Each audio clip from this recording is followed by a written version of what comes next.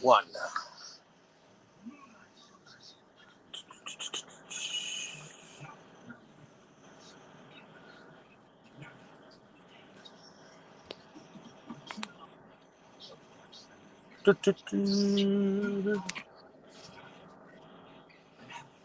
Oh, come on. Huh? Should be going. Did the intro show up? Hello, ladies and gentlemen, and being a producer of Wrestle Massacre as well as Inside Movies Galore, I am David Striggy, and welcome to Delusions of Grandeur. Enjoy the reviews. I certainly did. All right, ladies and gentlemen, thank you for that nice intro, Mr. Intro. But we are back here on Inside Movies Galore, having a grand old time of it here, trying to figure out what these movies are that Brandon set us on track for. But here we are back with John Johnson's Skeleton Key 3, The Oregon Trail. Part 1. Well, it doesn't say part 1. It just is The Oregon Trail. So, Right. But that being said, and that's not to be confused with a 16-bit game out there called The Oregon Trail. Well, they did at one point. Well, there's a game that you can get unlimited that limited run put out of like a imitation of like the 16-bit games called the Oregon Trail. Well, I mean, the movie used it at one point. Yeah, I that's right. There was a movie at one point called The Oregon Trail, I think. But that being said, this film follows the other two that we have afore discussionalized. So, let's see. I will tell a little bit about the movie. Somehow, some way, Cornelius is still trapped in Nilbog. As we know from the last discussion, Mandy, the ex-girlfriend, has been sent to Nilbog, and Howard, the main character, which is played by John Johnson, the director, is somehow tricked back to Nilbog. And there's a ton of nude women and other things. So let's get down to business here. What with our first impressions here of this particular sequel into this franchise. Let's start with you, Jake. What was your first impressions of this third installment here? Well, unsurprisingly, it was a first viewing, and my impression is that we are now. Hey, Brandon.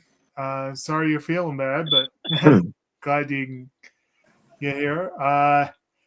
My impression is that we are now 6 hours into a story where we've probably seen 60 minutes worth of story. And it is, I know Brandon has said many a time that one of the cardinal sins of a movie is to be boring. And my God, this series is trying my every nerve. It's not entirely boring. It does have its moments. It's not as boring as the second one was, that's for sure. Not quite. But the idea that this one was more focused, more coherent, like in this one, Howard is constantly annoyed. He's constantly like, why am I sucked back into this? Why am I still here? You know, I could hear Dante going, I'm not even supposed to be here today. And I felt his pain, or I would have if he wasn't the one inflicting that pain on me. Basically, there are parts I liked about it. Mandy is cute. I liked the random Oregon Trail reference that I mentioned before. Which, Dave, I believe you completely missed where I was going with that comment. I was talking about the part where they literally put a piece of the game in the movie. Yeah, they did. And there were a couple of other little bits I kind of liked. The naughty bits certainly were nice. But the Mad Doctor has gotten progressively less funny with each movie.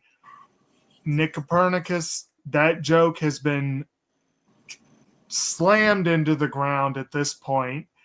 And the whole thing with Arbuckle, the pirate, was unfunny, tedious. I did not care for it, and it really, really, really dragged the movie down. And even trying to make Evil a kind of hot woman instead of these dudes didn't work.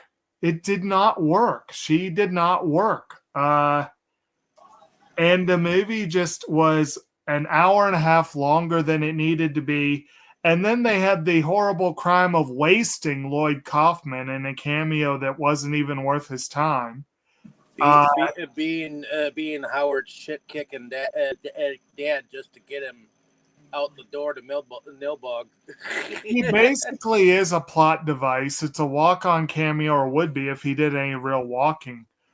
But I think he could have done so much more with that role, and I was very happy to see him show up, and I immediately had those hopes dashed by an unfunny and pointless cameo. So, yeah, I am pretty much over this franchise, and I'm really hoping the fourth movie turns it around, because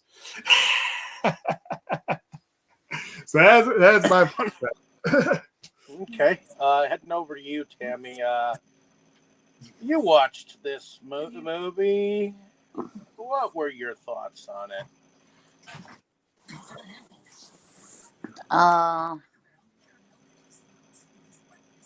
Boy, I guess it's like, most of the gags and stuff aren't like, to me, aren't like funny anymore. It's just like, I was watching it at work last night, it was just like, is it done yet? Is it done yet? Yeah. Mm-hmm. And I kept getting interrupted because I was at work, so it took longer to get through it, and I was just like, oh man,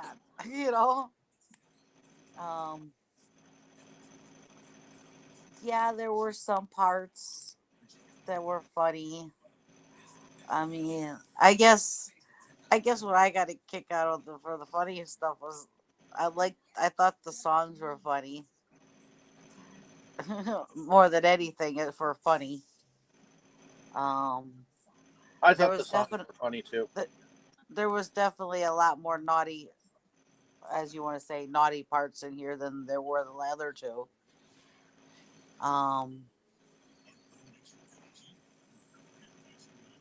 But I don't know. I guess it's one of those that it's like, okay, I saw it. That's about it. I'm not gonna. I saw it, and I'm going to forget it now. kind of. Mhm.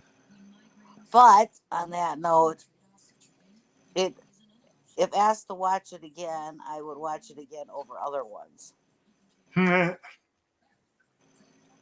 Oh, So. so it's still better than. Anything is better than Bunny.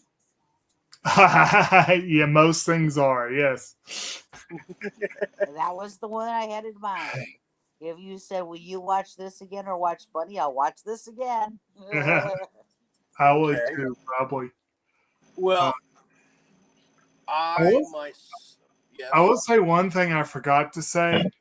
I did like how the movie did a little bit of an FU to Neil by not letting him be in the action this time around. And of course, we had to put up with Neil, which was annoying. Yes. But when when he kept complaining that now they're going to come get me, now they're going to, I'm like, No, they're not. right, serves you right. If you can, let me go ahead and cut in because I'm probably going to have to cut out. Sure. Okay. This is not my first time. It wasn't that expensive when I bought this originally. Now it's the most expensive of the movies. To find. I think the minimum is $50 for it. Oh my. It's not as I liked it better than I liked the second film because I felt at least like this one had a goal in mind, whereas the other one was just pure chaos. The Oregon Trail stuff, not only was it funny to just do the literal reference with just having organs on the trail, but I also liked that little part where they had where they failed the crossing.